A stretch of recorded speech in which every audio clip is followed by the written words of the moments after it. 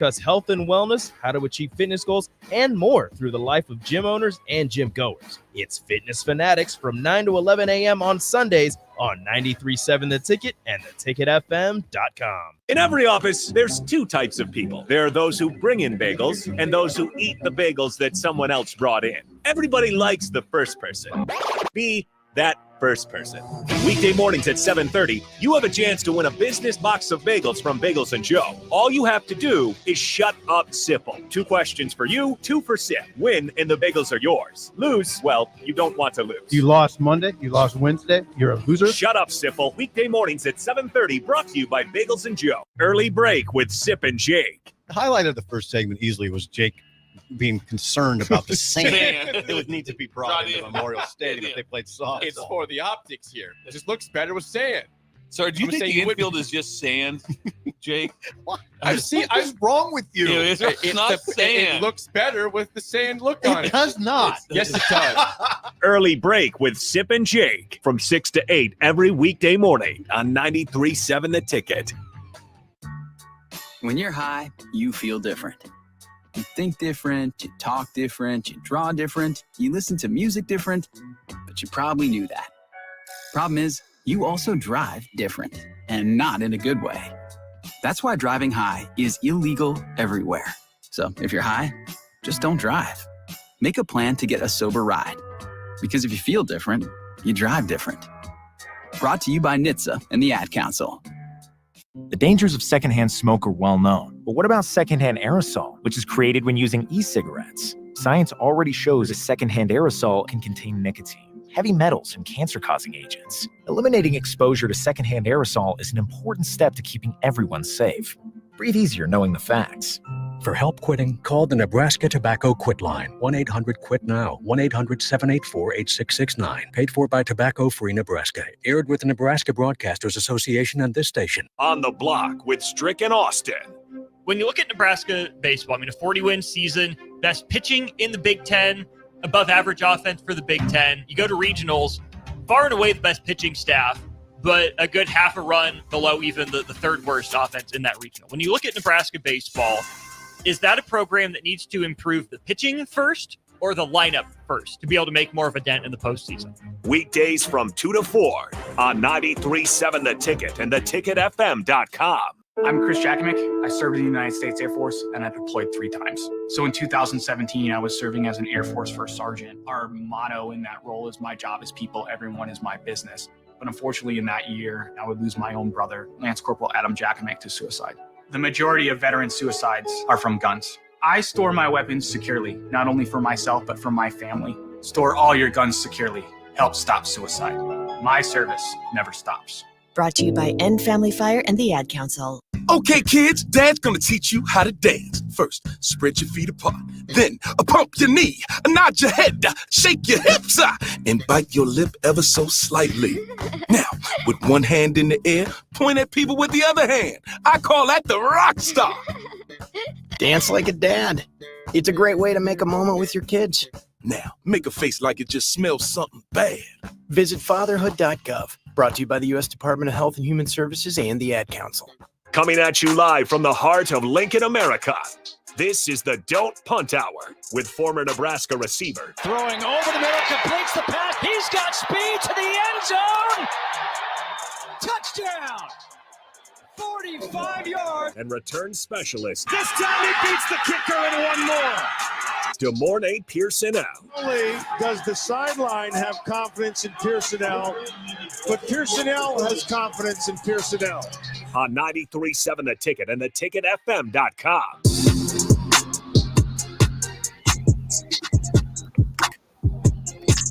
All right, welcome back into Ticket Weeknights. Once again, Harrison Arns on the 1s and 2s. If you guys want to join in on the show, feel free to do so. 402-464-5685. First time we don't got Royals. We're on the brick and mortar as well as the streams. Facebook, YouTube, Twitch, and Allo channel 961. Twitter as well. You can put a face to the voice. We got the host as always, DeMornay Pierson-El, streaming in. Let's go ahead and bring him in. DeMornay Pierson-El, how's it going on this Thursday night, man? It's going good, you know. Can smell College World Series. You know, it's about to be a fun time. Oh, are you going to be pulling up to the Blur party or Blur events down there? More than likely. Absolutely. Definitely recommend it. You guys can check it out. They'll be heading down there tomorrow. A lot of the ticket crew there. And, of course, not too far from the College World Series itself. Great spot to hang out. And like I said, well, plenty of talent down there. But let's go ahead and dive into it. The NBA Finals. There was a chance that the Mavericks looked like they were having good control of it. Kyrie Irving started pretty well. Luka Doncic, you could kind of figure offensively started pretty well. Defensively, that's a whole nother discussion. We can dive into that. And we have some aggressive comments from Windhorse as well about Luka Doncic, his interactions with the refs, his defensive ability. But just give me your quick synopsis, Game 3, your thoughts. I mean, they gave their best shot, and their best wasn't good enough. I don't even know if I want to say best shot. I hate to cut you off, but that defense on some of them was tough. I mean, it's Boston is operating at a different level, and I mean, even if they win one game, it's not going to matter. Yeah. When it comes to Kyrie Irving, you look at the box score, you think this is the comeback, but he took 28 shots to get to those 30-plus points. Just the efficiency it feels like between Luka Doncic and Kyrie Irving, everybody else, just nobody's in rhythm on that team outside of those two. And unfortunately for Kyrie Irving, yes, he's hot at times, but through the longevity of the game, that the shooting percentages aren't great for him either. Again, I keep going back to it. I said after game 1, I just don't think they have enough offense to compete. Defensively, though, Luka Doncic is getting picked on as the mismatch, not Kyrie Irving. Well, Luka Doncic, what do you make on Luka Doncic's defense thus far throughout this series? He's been getting called a traffic cone on social media. Not kind words, to say the very least. I mean, that's nothing that we haven't experienced and seen. That's been his issue for a while now. Mm-hmm. I remember, earlier, maybe about a month ago or something, I told you, him and James Harden are very similar with their games. So, I mean, that's what it is. I mean, for you to be a superstar and, to claim that title and whatnot, certain things can't be a liability.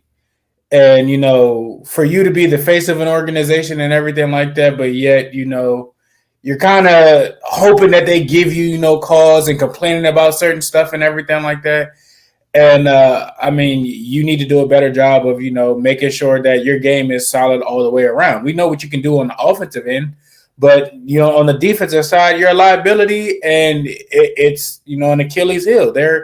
It's a weak point for teams to focus on, and teams have all throughout the playoffs, all throughout, the NBA season. It's not like we just started talking about, him playing defense. It's been like that the whole year.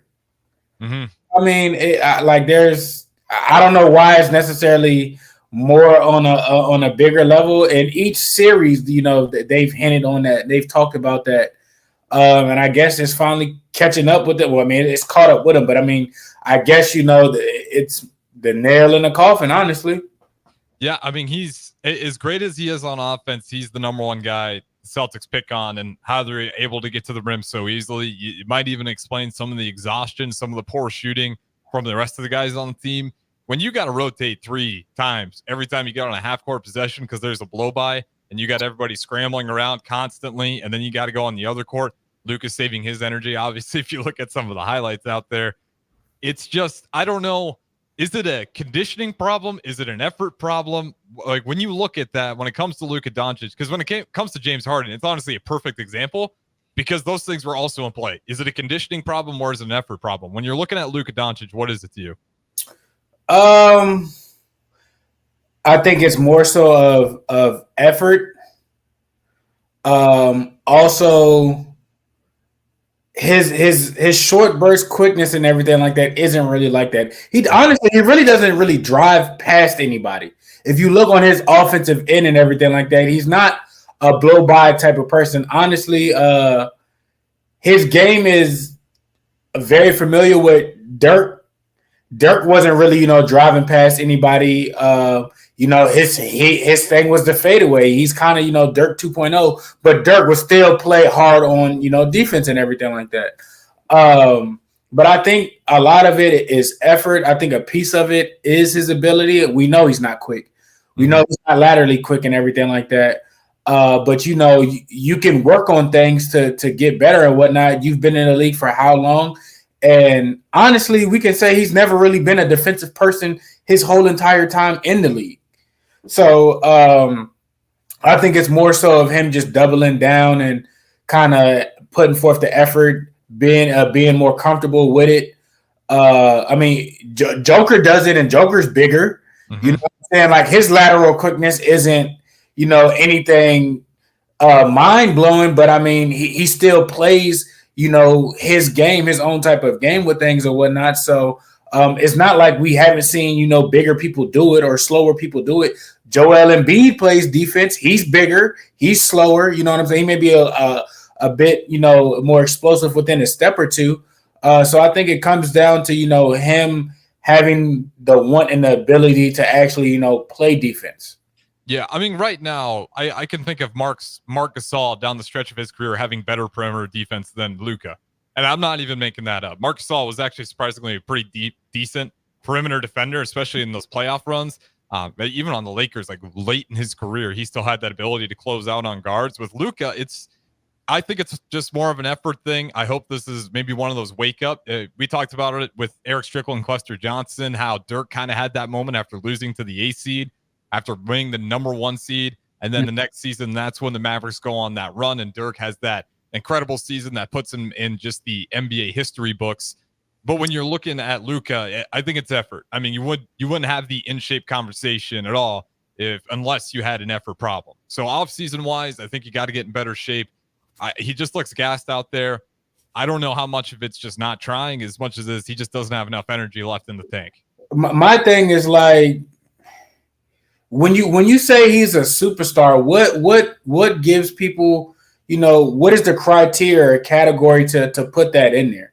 Because when you say that, not to say that they always do the right things or they always go the extra mile, but it's typically, hardworking people. Not to say he's not, a hard working person or anything like that, but they typically their flaws in their game is maybe it may be small or it's not too much of a blaring issue or something like that. So what makes him, I know what makes him a superstar, a superstar caliber, but like, can you really call him a superstar or somebody that you would want to example your game after or follow after? I mean, he's playing lazy. I mean, that's just what it is. So yeah, I get he's a primetime player, he's an all-star player, but I don't think it's fair to put the superstar on him just because when you say superstar, I'm thinking of the Kobe's, the Shaqs. You never, I mean, Shaq had free throw problems, but he still was dominant on the offensive end and defensive end. Tracy McGrady, Vince Carter, you can go on and on about people, and you can't never say, he was a lazy superstar. Yeah. So that when you say a lazy superstar, honestly, Luka pops up in my mind. But besides, James Harden, even James Harden, won 6th Man of the year. He grinded out. He was a defensive player. We knew he could do that, but I mean, he hit a certain level to where he thought he was better than that and just kind of cut it off. We know he has that ability to do it. So it's just crazy. What is the criteria to be called a superstar?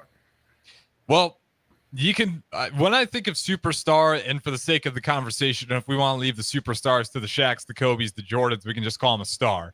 NBA star in the league, you're flirting with the MVP. You don't necessarily got to win it. You're flirting with the MVP because there is no question, and they're not in the finals without him. He absolutely is. For sure. But the defense, you're definitely not going to win it either. The way, like, that's what you run into a team like the Boston Celtics. Even your quote unquote star has to be there on defense. They have too many great players where you can't just lay back. And I don't want to use the term traffic cone because it feels disingenuous, but I mean, it looks bad. We just watched a compilation in one game and I had to cut it short. I could have let it play for 3 minutes and they're all blow-bys. Some blow-bys after a blow-by, a rotation, and a second blow-by, all in a matter of 10 seconds. So when it comes to Luka, it's just defense. And, I maybe it's one of those things where it is that wake-up call that Dirk had. Maybe the wake-up call is Dirk. I mean, he's attending all of those games, watching. Maybe you got to have some conversations with them. You saw that at one point when one of his teammates stole the beer from him after winning the Western Conference Finals. the team seems like they're locked in and they really want to push Luka to make that next level. And Luka right now just isn't taking that accountability. Whether he's, doesn't have enough conditioning, that still to me comes down to effort, because that's off-season work where you got to get that stuff taken care of. And I know you guys have heard it before, but we'll play it one more time. Brian Windhorst summed it up pretty well after the game, talking about what he needs to do, and he went in quite a bit. And like I said, if you guys want to throw in your comments in here, what does Luka need to do? Is this going to happen at all? Is this maybe down the road or even next season? But here's Brian Windhorst after Game 3 on Luka, the complaining about the refs and lack of defense. Yeah, I thought it was perfect that Luka fell onto the ground there in an unacceptable position to put himself in with 4 minutes left with 5 fouls, and then immediately looks at the bench and says, "You better bleeping challenge it," as if it's the bench's fault that he just made a terrible play. I'm standing here in the Mavericks tunnel.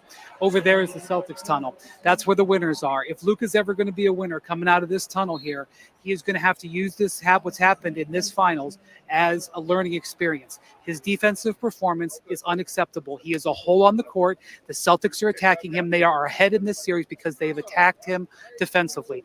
And you've got a situation here where Luka is complaining about the officiating. They have begged him. They have talked with him. They have pleaded with him. He is costing his team because of how he treats the officials. He's a brilliant player. He does so many things well. They are here because of how he did. His performance in this game is unacceptable, and the reason why the Mavericks are not going to win. He's got to get over this. And the fact that he came out after the game and blamed the officials showed me he's nowhere close yet. So maybe over the summer, somebody will get to him, because nobody with the Mavericks or anybody else in his life has. And that's where the Mavericks are at this point. They're never going to get to this tunnel with the trophy if he doesn't improve those aspects of his game. Did not dice up his words there. Called him a black hole, the number one target for the Boston Celtics. And what really stuck out to me, I mean, he's there at the game. He's calling out that the coaches and players are begging and pleading. I can't think of another superstar where something like that's really happened. I mean, with that statement right there, what are your thoughts on it? And then does this change in this series, or is this a down the road thing? I mean, people today got to be honest. I mean, call a spade a spade. I mean, he's not lying.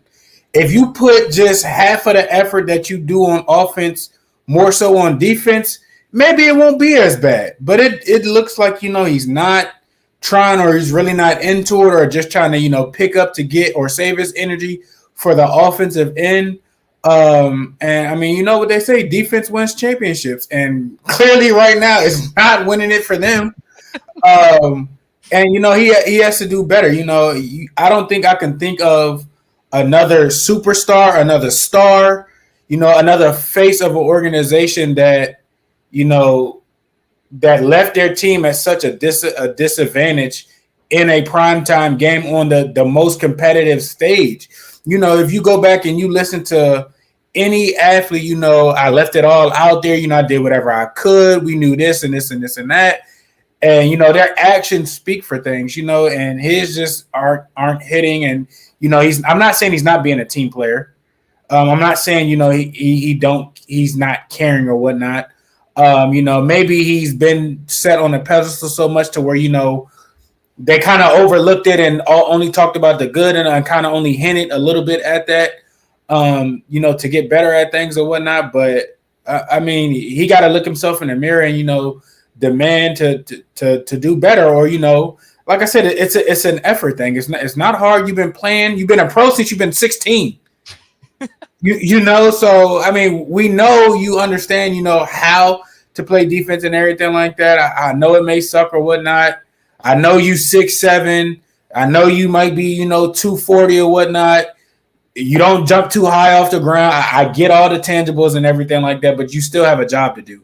And I understand, you might be one of the, the more efficient scorers, in the game of basketball right now, but you still have a job to do on both ends of it. I'm not saying you got to be a lockdown defender, but you got to at least be able to stop it. Yeah. I like you said, I'm not asking for a Drew Holiday. No. But at least be Damian Lillard. You can't tell me you're worse defender than Damian Lillard. And I always use him as the example because I love Damian Lillard's offense, but defensively, he's always been the mismatched target. I mean, they always go after him. He's a smaller guard. His defense has always been somewhat suspectable, but even his defensive highlights won't look that bad. he at least finds a way to get in the way of the defenders. Well, Luka, I mean, you talked about being 6'7", might not be the fastest. There's times get a hand up at the very minimum. I mean, he's got his hands down watching Brown just shoot over him at times. It's bizarre. I don't know if it's one of those things where, like you said, game 1, game 2, everyone's talking about Luka. People need to help Luka. And maybe it got in his mind that the series is just kind of over, that he's just going to try to put everything together offensively and defensively, kind of giving up ground there. It's definitely one of the more bizarre finishes I've seen. But their offense isn't even fast enough to like compete with Boston. So even if you are giving that up, like you're not going back down there and getting a quick 2 and making it a track meet. They're way slower, and his teammates aren't really, that involved. And I'm not, like I said, yes, he can score, but he's also been a facilitator. But I mean that aspect of his game has honestly disappeared this whole series for real. Mm-hmm. And it's just you gotta peel the next layer of your game back, and he has to be better with strapping up and at least moving your feet better, sliding or something, or even if a dude blow past you, okay, meet him at the rim. You 6'7" and got I don't know how far wingspan. Like you don't have to jump too far, but you can affect somebody with just a hand, a fingertip or something. Yeah. So it's just, for you got a lot of eyes on you. He's a talented player and everything like that. The example that he's setting, to see and whatnot, like you got to expect yourself to be better. You know what I mean? If he was back in his home country at 16 and everything like that, I guarantee he wouldn't be playing like that. He would be trying to scrap harder and play harder and everything like that. So I feel like he is capable. You might have to, work on a couple things. Short, burst, short area quickness and everything like that, which is fine. Or, learn, angles. Okay, well, instead of, just opening up the gate or something like that, slide and cut something off, make him run the hoop or something. But he has to do better than that. Yeah, and I'm hoping this is the worst version of Luka defensively that we'll see, because you mentioned Jokic before. Jokic, when he first got to the league, man, Jokic defensively was not just average. I mean, he was way below average. He was not a good defender at all. I mean, he was getting attacked. When Jokic was in the game, they would attack the rim because they knew he was just too weak around there. They get a mismatch, blow by him on the perimeter. Jokic early on was not a good defender, not even close to being average. And then as time went on, you look at today, he's actually above average. He figured it out. He put work in the offseason. Now Jokic, no, he's not going to be the best. He's not an Anthony Davis, Joel Embiid, not even close. But what he is he's not a target. He's not a massive target that you can just pick on anymore. Sure, there's going to be times where that is the mismatch, but it's not just a cakewalk, which is what's happening to Luka this year. I mean, Jaylen Brown looks like he salivates every time he sees Luka on him. It is a blow by. Anybody who gets the ball, like I feel like from more so with Jaylen and Jason bringing the ball up, they'll let somebody else bring it up, be on the wing, get a dribble handoff. Luka, all right, with a full head of steam, and that's a freight train. Like by the time any help defense comes up, they already 12 feet in the air, and it's a dunk. Like so, it's crazy. Like I said, and I feel like he'll kind of respond to it and kind of get tired of it and step up. And I hope he makes a change of it. But like I said, even with Joker, you might blow past Joker, but he's still gonna run and meet you at the rim. Mm-hmm. He understands angle. Okay, I'll let you go, but he got a long wingspan. All he needs is a fingertip, a swipe, and he got it.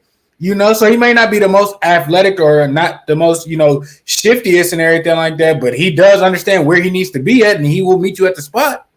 Yeah, that part right there, understands where he needs to be at. I mean, that's been the best evolution of it, because like you said, he understands a lot of that, but you get the angles, know where your help defense is at.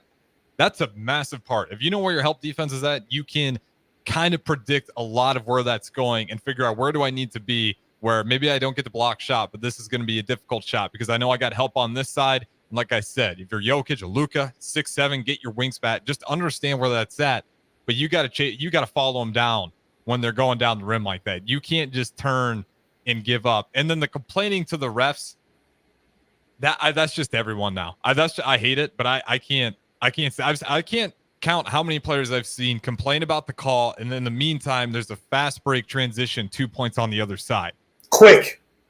And Boston was really good at it. The Minnesota was really good at it. At times, Denver did it. Shea was really good at it. So I mean, it's just, you know, you get too caught up in the moment or too emotional, and before you know it, you know, it's somebody's pasture or whatnot. But like I said, I don't know if he has to drop, you know, 15 pounds to be more comfortable. I feel like him hitting the weight room a little bit, for him to be that big and that tall, I feel like he's on the ground a lot. Yeah. I'm not saying he's not strong, and I don't know how much of it is a flopping or just because, you know, you can kind of get that. I feel like, you know, the NBA game has evolved to a art of, you know, how to call a good foul and everything like that. So, like I said, he might need to drop a few and hit the weight room just a little bit, just to, you know, be a little bit more stronger, because it's at times it's just like you too big to be on the ground. You too big to, you know, stumble over your feet or, you know, let a hand, not even a hand check, but, you know, a hand on you so much to where, you know, you're falling left and right, and it's like, man, come on, stay off the ground. Yeah, there's a lot of it, you know. Just we got Bryce chiming in here. He looks heavier this year. I don't think that's a wild statement. He does. You know, I mean, that's just the eye test telling me he looks a little bit slower than even last season. And just put some muscle on. There's times where he'll, you know, do a really good job. I mean, he's a crafty player, hence why his offense is as good as it is. Despite the lack in athleticism, he's so crafty on offense and understanding how to use his body. Obviously, defense, different story, but he'll get all the way to the rim and then shoot a fader knowing that there's pressure behind him. Like, use the muscle, but you got to develop that. Get just 3 more inches on your vertical. Put it off the glass, the worst-case scenario goaltending. I mean, he lives or die by a fadeaway. Yeah. But regardless, I mean, even I mean, that's just, you know, his shooting motion. Other than, you know, if he has, you know, a straight, you know, a straight up shot at the basket, whatever it is, you know, that's his signature thing. And I don't know if he's just relying too much on that to where you don't feel kind of around you, or you looking for, you know, an easy foul or an extra point. But sometimes, you know, it's a bit much to where it's unneeded. Yeah, and we're just going to hopefully, you know, if you're a Mavericks fan, you hope at this series it starts to click for him. You're probably not banking on winning the series, but you just won't want to watch another performance like that. And again, if you think we're being too harsh, just you can even go to the biased fans, Mavericks fans. They're not pleased with it at all either. I mean, it was very clear to everyone, even the Mavericks fan base, this isn't good enough on defense. You have zero chance winning if you're going to let Brown and Tatum. They don't even look remotely anything close to what they did against the Clippers, anything remotely close to what they look like against the Timberwolves. It's like, again, it goes to, I said it before, you know, the only thing that I felt like they could have matched up well, but if they hit one of those inconsistent runs, it's over. Yep. And I don't know if the lights are too bright. You know, I don't know if the cowboy curse kind of got rubbed off on them, and that's just the whole city of Dallas, if that's a thing. But for whatever reason it is, I mean, they don't look as dominant, as comfortable, as consistent as they have during the playoffs. Yeah, and it's two stories, really. It's like the Mavericks, they were good enough offensively to get all the way through there, and Luka didn't quite have to put that defense. You run into the Celtics, you cannot hide Luka. There is nowhere on the court you can stash Luka and say, don't touch him. You're going to have to play him. I mean, they can switch. They can find that matchup so easy because they got guys everywhere on the court that will just force that switch or eventually get Luka in a situation he doesn't want to be in. Final question, we'll throw it to break. Is this a gentleman's sweep? It might be. I think it might be as well. Go ahead. It might be. Yeah, it's not looking great. I still want to give him one. I thought this might be the Luka game. I thought it maybe even the Kyrie game. Kyrie had 35 and Luka set out the last 4 minutes of the game. Like, 35 on 28 shots, though. That's the other part. I mean, 28 shots. I hope you're 30-plus points. I hope so, because that's atrocious if you take 28 and you're in the 20s. I mean, come on. I heard that the comeback game for Kyrie. I don't know. Yeah, I don't know if that's really a comeback. You're supposed to have 50. That's what you're supposed to have. Yeah, but that makes sense. We'll throw at the break. A little over on time. No worries. You guys can join in. 402-464-5685. Good morning, Pierson-El, the host, streaming in. Harrison Arns on the ones and twos. We'll talk to you in a little bit. Hi, my name is Molly Party. I'm a realtor with MP Dodge Real Estate. I'm a newly licensed agent and considered numerous brokerages before deciding on MP Dodge. I chose the company that gives me the most support in my new career, plus guidance and encouragement along the way. MP Dodge has a unique mentoring program for new agents. It's helped jumpstart my career and has a supportive management team and administrative staff. So if you're contemplating a career in real estate, look no further than MP Dodge. It will be the best decision you make. For over 15 years, Integrated Life Choices has empowered individuals with disabilities in Lincoln and throughout Nebraska. They provide comprehensive services from group homes and independent living services to job training, ensuring fulfilling lives for those that they serve. Now, they're inviting you to join their mission. If you're passionate about making a difference in the lives of people with developmental disabilities, explore rewarding career opportunities with them. Learn more about their services and apply today at www.ilc.net. Be a part of Integrated Life Choices, where your work truly changes lives. When you're high, you feel different. You think different, you talk different, you draw different, you listen to music different, but you probably knew that. Problem is, you also drive different, and not in a good way. That's why driving high is illegal everywhere. So if you're high, just don't drive. Make a plan to get a sober ride. Because if you feel different, you drive different. Brought to you by NHTSA and the Ad Council. Adoption of teens from foster care is a topic not enough people know about, and we're here to change that. I'm April Dinwiddie, host of the new podcast, Navigating Adoption, presented by Adopt US Kids. Each episode brings you compelling real-life adoption stories told by the families that live them with commentary from experts. Visit adoptuskids.org/podcast or subscribe to Navigating Adoption, presented by Adopt US Kids. Brought to you by the U.S. Department of Health and Human Services Administration for Children and Families and the Ad Council. Join us each Saturday from 11 a.m. to noon for Youth Football 101 with Tank Perry of the Nebraska Red Wolves of 7-on-7 football. The future of the sport depends on the foundation set at a young age. Hear those stories and more each Saturday from 11 a.m. to noon here on 93.7 The Ticket. Grandpa Dave here from Osted's Golf, helping the grandkids get their dad the perfect gift for Father's Day. Thanks for your help, Grandpa. Dad wasn't thrilled with the candy that we got him last year, but we sure liked it. Hey kids, save up to $200 on clubs from TaylorMade, Callaway, Titleist, or Ping. We're up to 50% off name brand golf apparel. Buy 2 dozen Strixon balls, get one free. And dads love Osted's gift cards. Papa, we need a bigger allowance. Talk to your dad. Shop Osted's Golf for Father's Day. When it comes to making plans, you are the best. What about those round trips, which are perfect on your way there and perfect on your way back?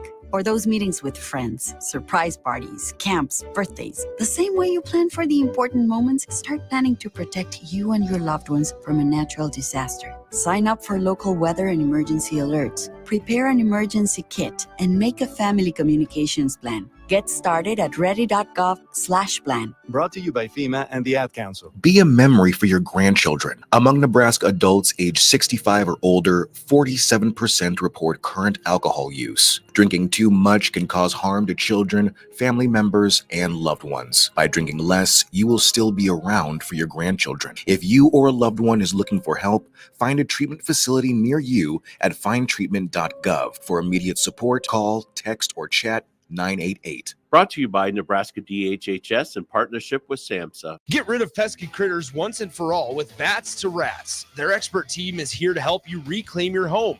No more sleepless nights caused by crawling critters or flapping wings. Bats to Rats ensures a safe environment for every family member. Check the website at batstorats.com for amazing offers. And if you mention this ad, you'll receive $10 off your initial inspection cost. Call Bats to Rats today at 402-781-8691. That's 402-781-8691. Bats to Rats.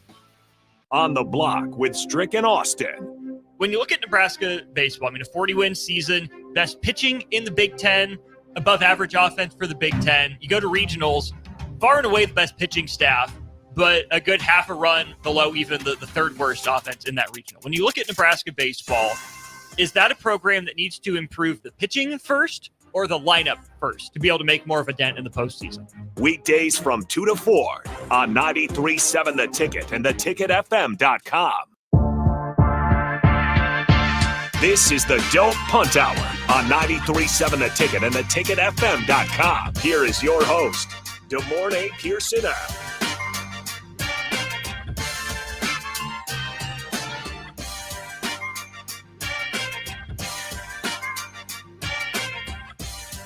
All right, welcome back in. Ticket Weeknights, Harrison Arns on the 1s and 2s. As always, we got DeMornay Pierson-El taking a seat right now. 402-464-5685. Starter Heyman text line. Put a face to the voice. Facebook, YouTube, Twitter, and Allo channel 961. As always, with this segment, we got about a little over 10 minutes here. I want to talk about tampering because I'm blown away. You sent me this. I was quite surprised. If we remember the Miami Dolphins trying to get Tom Brady, the penalties they faced, because again, this was in a period where you were not allowed to have those conversations, pretty much how all of these apply.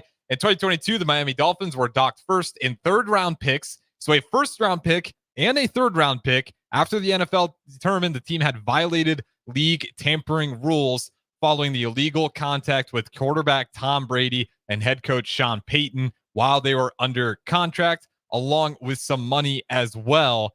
Now let's go over to Kirk Cousins and the Falcons. The NFL ruled that the Falcons had improper contact. Again, kind of the same deal here with unrestricted free agent Kirk Cousins, Darnell Mooney, and Charlie Warner during the 2-day negotiating period prior to the start of the 2024 league year. Atlanta will have to forfeit its original 5th-round pick in 2025 NFL draft and pay a fine of $250,000 and the general manager a personal $50,000 fine. What am I missing here, DeMornay Pierson-El? Break it down to me. Hold on, you got yourself muted there. That's a slap on the wrist. I mean, like I said, I didn't think it was going to be harsh. You thought it was going to be more so harsh than not. Yeah, I did. And I just is Mooney still with Chicago, correct? So Mooney got traded over down in. He is no longer a Chicago Bear. He is it'll come to me. I'm gonna have to look it up here. I know he's not a Bear anymore. But I think what it was I think it was the day actually of the stuff that was supposed or it was the day before, like it opened, or it might have been a couple hours before it opened, and they had contact, with Kurt. So I mean, he was already he was already coming there. He was a free agent, slated to be a free agent, and everything like that.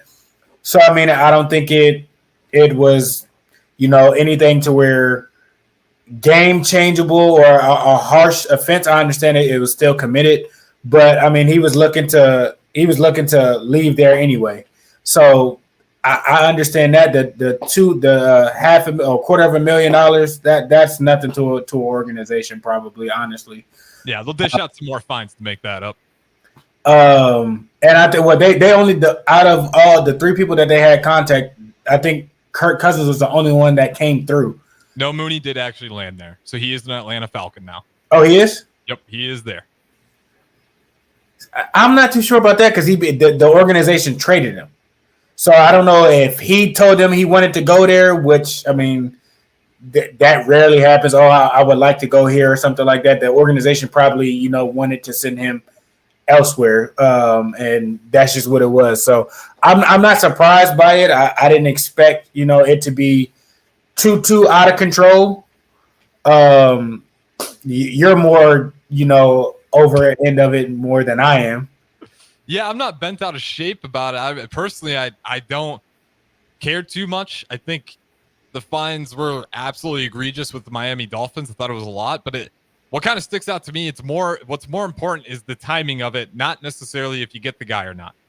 Because the Miami Dolphins, they didn't get the guys, but like you said, the time period of it, how it went down, bigger fine because it was a further away period.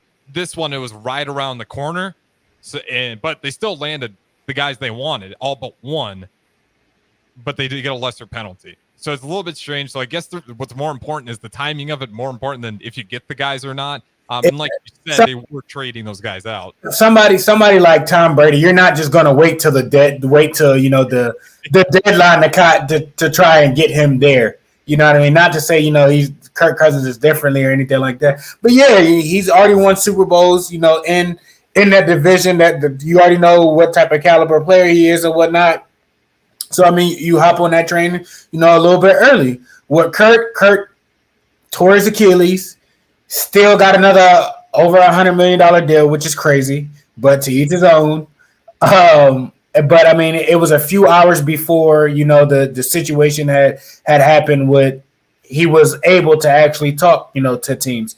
So I think that probably took, some weight off of it. And then, I mean, like I said, the whole Mooney thing, I'm not too sure exactly with that, but a team traded you. So, I mean, it'd be different probably if he left the team, was a free agent and then came there, but a team actually gave all their rights to you away. So I think that's why it wasn't as heavy fined with more draft picks.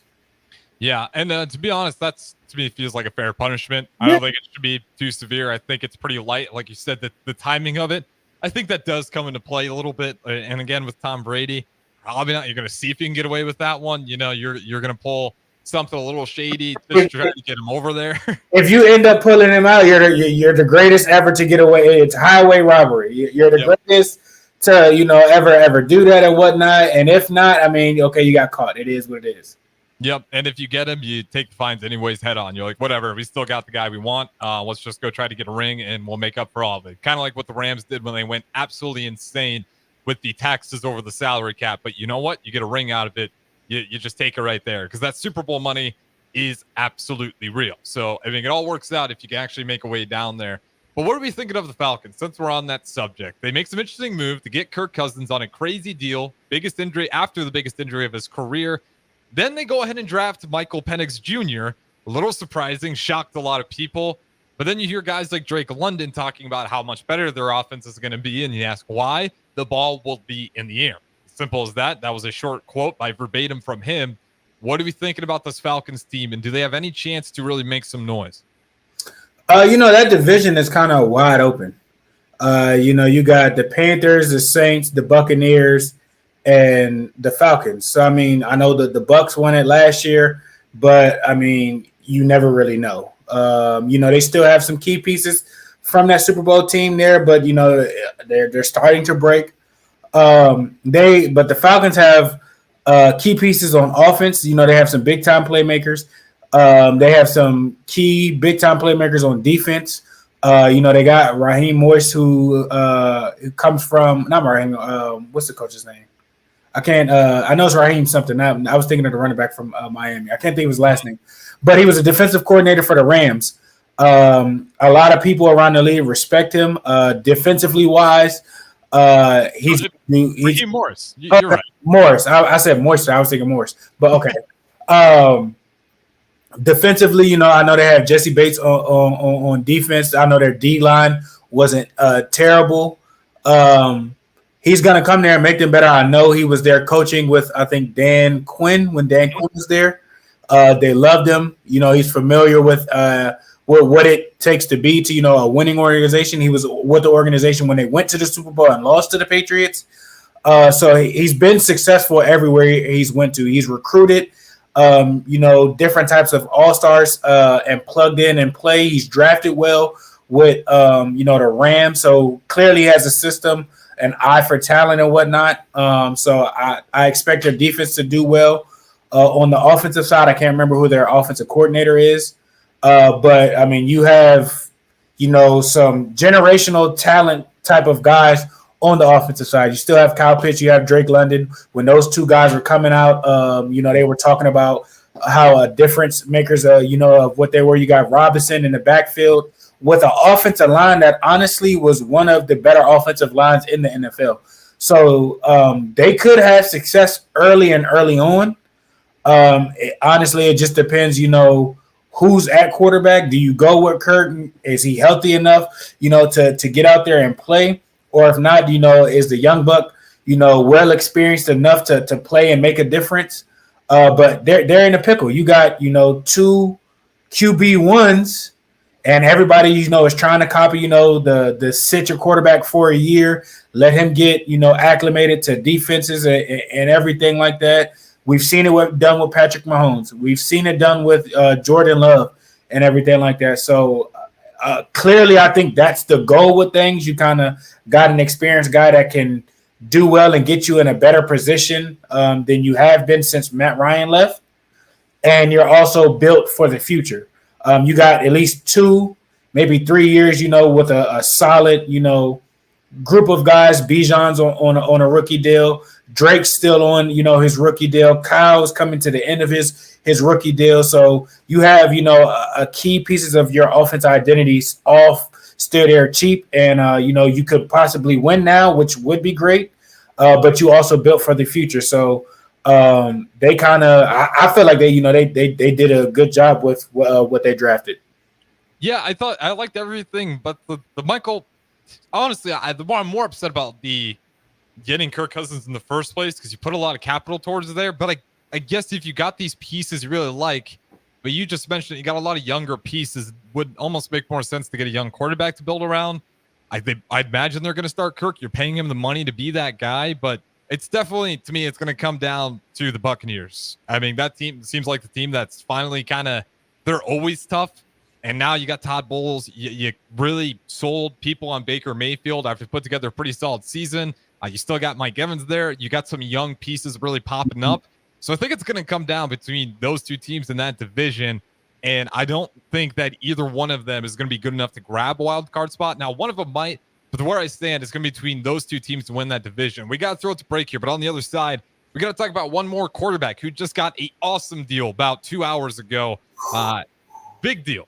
A long-term deal, which is lots of millions. Keep your thoughts and emotions on it because we're over the clock here. So don't go anywhere. We'll talk about that quarterback who just got himself a lucrative deal not too long ago on the Don't Punt Hour. Good morning, Pierson-El streaming in. Harrison Arns on the 1s and 2s. We'll talk to you on the other side. By now, most of you know how important the Honda of Lincoln sales and service team are to the Lincoln market. Hello, Charlie Stone here, and joining me is Andy Goodyear from Honda of Lincoln to tell you about the great news they just received. Andy, please tell us all about it. Each year, the Lincoln Journal-Star has an award program called the Lincoln Choice Award, where the customers in Lincoln get to choose the best places to do business. Great pleasure I get to announce that Honda of Lincoln has won the award for buying new cars, used cars, automotive repair, and even oil changes. That is amazing, Andy. Any more good news? Yes, there is, Charlie. We now have more than 100 new Hondas in stock, with hundreds on the way, and a huge selection of all makes and models on our pre-owned lot. Incredible. Maybe it's time you come experience the Honda of Lincoln way of doing business. 27th and Yankee Hill Road or online at hondaoflincoln.com. The 31st Annual Testicle Festival, Saturday, June 15th at Round the Bend Steakhouse, just off I-80, exit 426. Swing out 11 a.m. to 10 p.m. for live music, cold beer, and of course, nuts. Visit roundthebendsteakhouse.com for more. Wall-to-Wall Wine and Spirits is your place in North Lincoln to go for all your needs in wine, spirits, and beer. They also have a large variety of cigars in their walk-in humidor, and they have a top-notch walk-in, temperature-controlled, high-end wine bar. Plus, you can enjoy free samples from their tasting book. There's only one place to go for all your needs for wine, beer, spirits, and cigars. Wall-to-Wall Wine and Spirits on North 27th Street in Lincoln. Want to contribute to medical advancements and get paid for your time? Join a clinical trial at Velocity Clinical Research. Participants can receive compensation, access medicines in development, and get study-related care at no cost. No health insurance is needed to join. Find a study near you at velocitytrials.com. Help shape the future of medicine. Visit velocitytrials.com. A team succeeds when they work together. Banking's no different. At UBT, we're in your corner for every financial move you want to make. Your money's backed by a roster of experts who put in the work to know you and your community. So whether you're opening a savings account, buying a home, or planning your future, you always know who to turn to. Working together toward your financial goals. That's a win in our playbook. Union Bank and Trust. Equal housing lender, member FDIC. Husker fans, the 2024 Nebraska football season is right around the corner, and they need your support in Memorial Stadium this fall. You can now purchase a Husker football 3-game mini plan for only $170. This plan includes tickets to the UTEP or Northern Iowa, plus Illinois or Rutgers, and either UCLA or Wisconsin games. Tickets are only available while supplies last. To purchase your Husker football 3-game mini plan today, or for more information, visit huskers.com/tickets. Go Big Red. Garage doors can be expensive. Are you keeping yours in the best condition possible? This is Cameron Hall with Doors Plus. Doors Plus is a locally owned business that prides itself on the fast, reliable, and friendly service. Doors Plus offers flexible scheduling so you can book an appointment that fits your busy day. My team and I will come out to your property, both commercial and residential, and provide you with the necessary information you need to make sure your garage door is in working and smooth condition. Give Doors Plus a call today at 402-590-5800 to book an appointment and learn more about our preventative maintenance plans. Doors Plus, garage doors, and more. Hi, Sean Callahan here of HuskerOnline.com, inviting you to join us here on 93.7 The Ticket every Saturday morning now in our new time. We're on from 8 to 9 with the weekly Husker Online radio show. We'll give you the latest in recruiting. We'll talk about what's going on with both football, basketball, and we'll probably share a few stories from the inside. It's every Saturday morning right here on 93.7 The Ticket. It's the Husker Online radio show from 8 to 9 a.m. Early break with Sip and Jake. The highlight of the first segment easily was Jake being concerned about the sand that would need to be brought into Memorial Stadium if they played soft. It's for the optics here. It just looks better with sand. So do you think the infield is just sand, Jake? What's wrong with you? It's not sand. It looks better with the sand look on it. It does not. Yes, it does. Early break with Sip and Jake from 6 to 8 every weekday morning on 93.7 The Ticket. This is the Don't Punt Hour on 93.7 The Ticket and theticketfm.com. Here is your host, Pierson-El.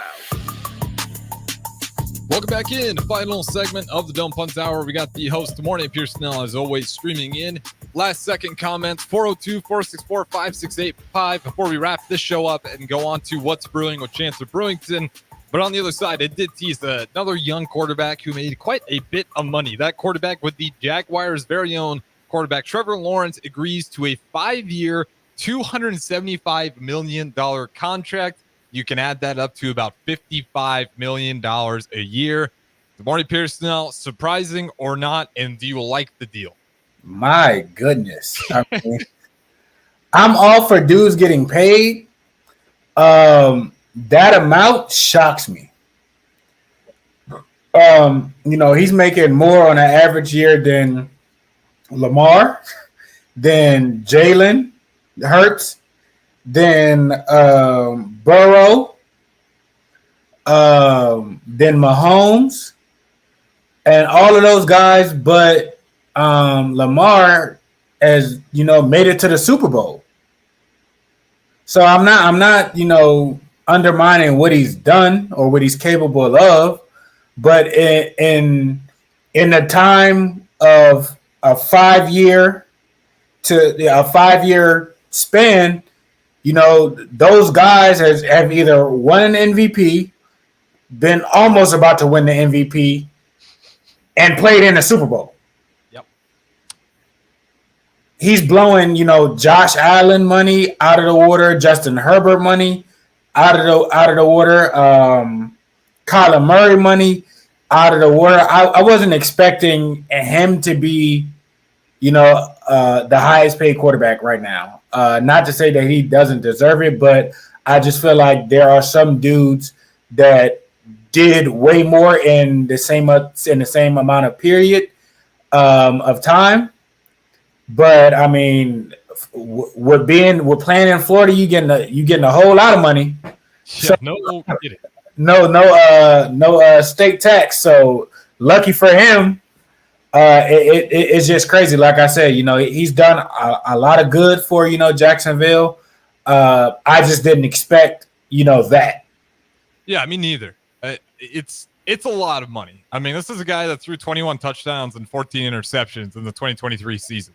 It's not like he just came off of a year that said, pay the man. He came off a year where you're still kind of holding your breath a little bit. Is this the guy? And now, given circumstances around him have not helped him out whatsoever. For sure. Whoever his agent is, you owe that guy a big dinner, a big, nice, fat steak, not just one night, for a whole month. 55 a year? Yeah. And you didn't even make it to the AFC Championship? Not once in 4 years? 500 as a team? Not once? Jalen, you can say, people can argue what they want to say about Jalen. Jalen has won, his conference, I think, at least twice. Yep. He got them to a Super Bowl. And honestly, the year that Mahomes won MVP, not last year, the year before last, he should have been the MVP. Hands down, it wasn't close. Mahomes should have got, offensive player of the year. I know Justin Jefferson won it regardless. Lamar, MVP season, still, throwing for over 4,000 yards, touchdown to interception ratio was very good. One game away from, going to that. Lamar's been right there, other than being hurt. But I mean, what he's done, not too many other quarterbacks have done that. Joe Burrow has been hurt more so than anything. Still won that conference. Still took you to a Super Bowl. You know what I'm saying? So I mean, that's the company that he's been paid more than, and he hasn't, scratched, or the resumes aren't the same. So I mean, it's like I said. I mean, I know he's Jacksonville's guy, but I think it could have been a little bit more cheaper for them. But I mean, that might tie you up for the next 5 years with spending money on your team. You spent money on Christian Kirk. I think Christian Kirk got paid $70 million for like 3 or 4 years or something like that. I remember the exact numbers, but around $70 million is correct. So, I mean, hopefully you put the pieces around him. You got Etienne, who's right behind him. I mean, and he's the most underrated players too. Travis Etienne does not get talked about enough. Not get talked about enough at all. He's incredible. So I mean, you put a lot of capital to secure your quarterback. I don't think he was going to go nowhere anyway, regardless. Mm-hmm.